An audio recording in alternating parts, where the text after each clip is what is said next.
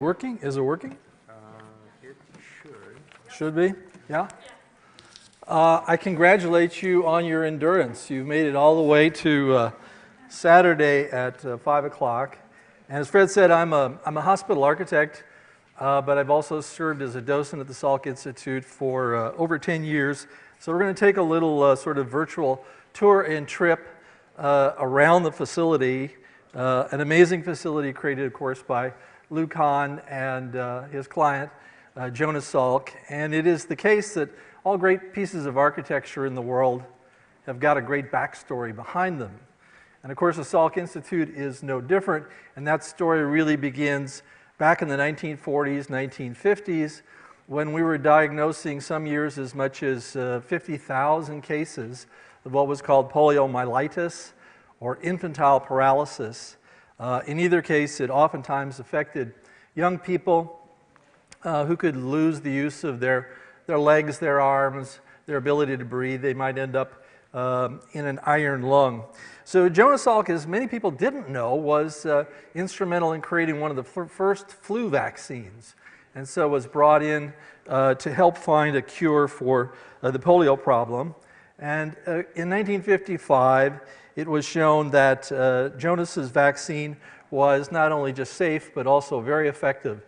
And within 2 years, 90% of all the cases of polio in the US had been prevented or eradicated. So the people who sponsored that work, the March of Dimes, wanted to see that that sort of very important work continued on. And they provided Jonas with a grant, a proposed grant of some $20 million if he would go someplace in the US and set up a research center for the biosciences. Now, at the time that was going on, San Diego was still sort of a sleepy Navy town. In fact, the ground you're standing on now was a military camp called Camp Callan. And the mayor of the city of San Diego had had polio as a young person. So he was very interested in luring this famous scientist, Jonas Salk, out here to the remote wilds of La Jolla, California. And so the city of San Diego offered or deeded over some 27 acres of ground from the military camp as an enticement to get Jonas to locate his institute here. So now Jonas has got $20 million and he's got 27 acres of ground, but he needs an architect to help him realize his dream. And that, of course, leads us to, McKahan. So Lou's office was over in Philadelphia. Jonas was at Pitt over in Pittsburgh. Jonas knew something about Lou because Lou had done the Richards Research Building and eventually found his way over to Lou's office and actually was really going to talk to him about how he should go about looking for an architect. But immediately they found out they were very like-minded individuals and began talking about what might go on the site. And I think by the end of the day, Jonas knew he had his architect. So they worked for some 18 months on and off on various schemes for what would happen in the building. I think the March of Dimes was a little frustrated that it didn't happen a little quicker, but they loved working with one another. It was an amazing architect-client relationship. They ultimately did 3 different plans for the building, but ended up on this one, which is 2 buildings united by a central courtyard space. And construction started in 1962 and was more or less completed by 1967. And this was a massive poured-in-place concrete building. Just the concrete alone took 2 years to form and place. And the first of the buildings was occupied about 1966. So this is the original design for the Salk Courtyard, which looks very different than you've probably experienced it today, because Lou's idea was that this was going to be a park, trees and flowers out there. But as the buildings progressed, Lou began to have second thoughts about it. So he ultimately invited in very famous Mexican architect, Luis Barragan, to look at his unfinished project. And when Barragan looked at the project, he told Kahn, no, not a park. He said, this should be a plaza. This will unite your 2 buildings. This will frame the sea and the sky beyond. You'll be building a facade to the sky. And Barragan was obviously correct because the space, as you've already encountered, is an amazing space. Every time I see it, for the past 12 years, I'm always blown away by the power of that space in its design. So the water feature, as you know, that runs down the middle of it, or you may not know, is actually a metaphor. So the idea is that this is a place that generates scientific knowledge, and that knowledge then runs down that little tributary and out to the Pacific Ocean, where the knowledge is disseminated all over the world. If you've explored the plaza, you know that the stream doesn't actually get to the Pacific Ocean, but again, a nice idea nonetheless. So some architectural concepts from the building. While he was working on the polio problem, Jonas and his wife took a tour or trip over to Italy. And while he was there, he visited the monastery at Assisi. I don't know why it happened, but he had an epiphany. Brilliant idea came to him. He came back to the US and tried his idea, and it worked. So years later, he tells this story to Lou Kahn. And Lou and Jonas decided, well, that's what they needed. They needed a monastery for scientists. But instead of prayer towers, they were going to build study towers. And these were not for spiritual contemplation, but for scientific contemplation.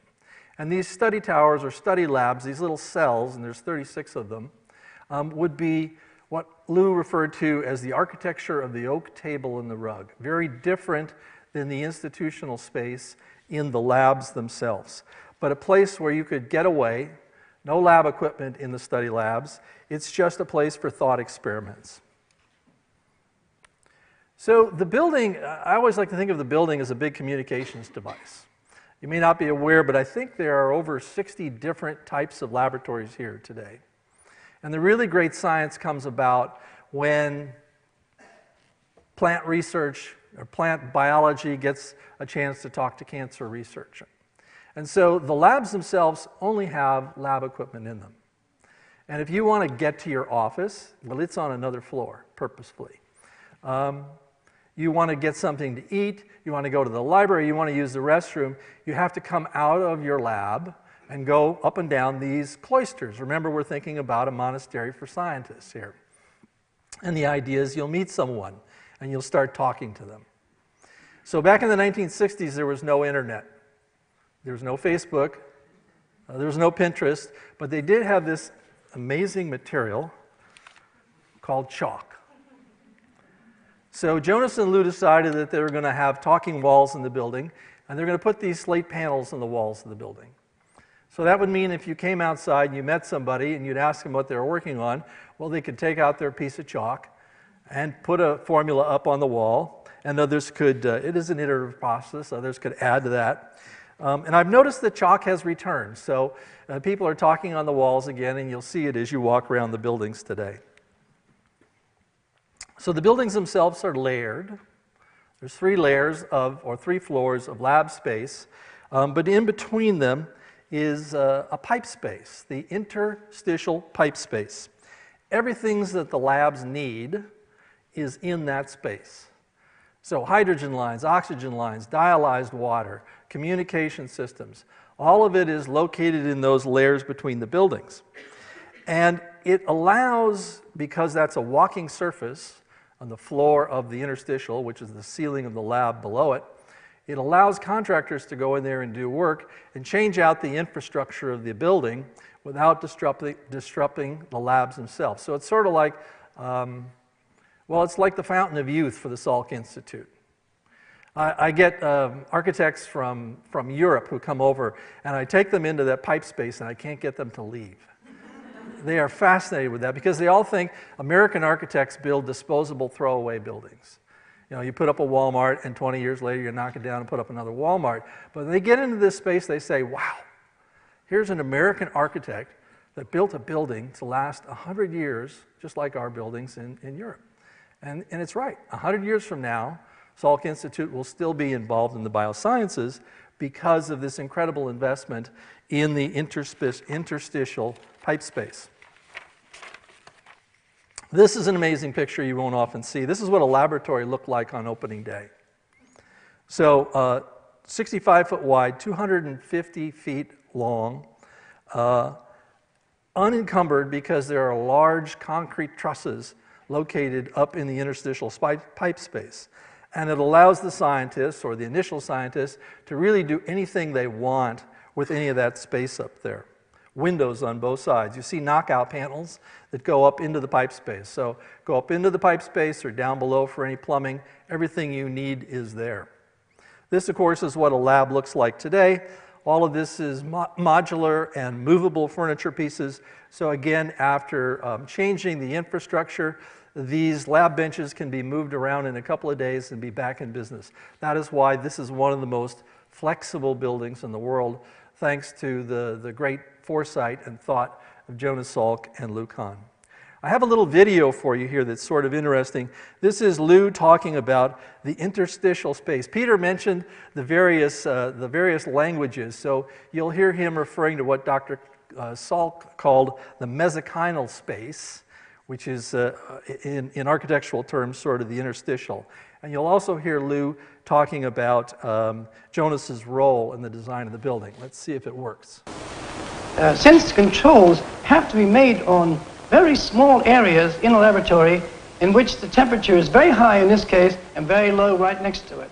And it all comes from what Dr. Salk called the mesenchymal space, you know. This serves the body, so to speak, and this actually is the service of the body, and this is the body itself. Dr. Salk listened very closely to my speculations, you know, and theories about how I would approach the building. He listened more carefully to me than I did to myself. I can say that he is just as much a designer of this project as myself. So let's sum up with some pros and cons. Sorry about that. But, and I love this picture of Lou photobombing the architectural photographer who's trying to get a picture of the building out there. So the best plan is rarely the first plan. Most big-time architects like to come in and sell one big idea for a project, but that wasn't Lou's way. Jonas shot down 2 major plans before they got to the third plan, and while the people in Lou's office didn't really appreciate that, I think Lou himself loved it, because he would always say, I can do it better the next time. And so on they would go, and that's why I think it took him 18 months to get through everything. In fact, Basil O'Connor, who ran the March of Dimes, got very frustrated with the slow pace of design and eventually gave Lou a deadline. Lou created 11 pages of drawings in 1962, which allowed the project to sort of stagger forward, but I heard eventually most of the CDs were not done in his office. They were done at a trailer on site during the construction of the project. So did the architect do a good job of selling his ideas to the client? Well, I'm sure Jonas would have said that. Jonas was really fascinated and enamored with Lou's design ideas for what would go on here. But many of the Salk Institute fellows thought, frankly, that hiring Lou Kahn was a mistake, because the budgets were never on schedule. Nothing was on schedule. The budgets were always exceeded. And it really took Jonas's interceding to convince others and protect Lou against the criticism that came from him for not just designing a very simple box building and getting on with it. Salk Institute's architectural legacy far outlived its architect. So Lou passed away in 1974. An inauspicious passing, died in the men's restroom of the Pennsylvania station. And this in '74 is when the Salk Institute was really rising to prominence, and people were beginning to recognize what Lou and Dr. Salk had created here. Jonas did do the eulogy at Lou's funeral. So as an architect, you know you're doing pretty well if Jonas Salk shows up to do the eulogy at your service. I love this picture of the co-creators of the design of the Salk campus, kind of the proud fathers. They mentored each other. Jonas learned a lot about architecture from Lou. Lou learned a lot about science from Jonas. Dr. Salk eventually passed away from heart failure in 1995. So final message to particularly all the architects in the room. If you want to create a remarkable piece of architecture, it really helps to have a visionary client. So I want to thank you again for sticking it out. You are now armed with some architectural history that allow you to kind of go on a self-tour out there. I don't know if it's been mentioned, but the stream of life out there is oriented on the sun. And on this very day, which is the equinox, the sun will set directly at the end of the stream, and you will see the golden rays of the sun reflecting off that surface if Mother Nature is kind and doesn't cloud it all up for us. And if she does, well, you've seen the picture here anyway. So thank you very much for sticking it out, and I encourage you to go on upstairs.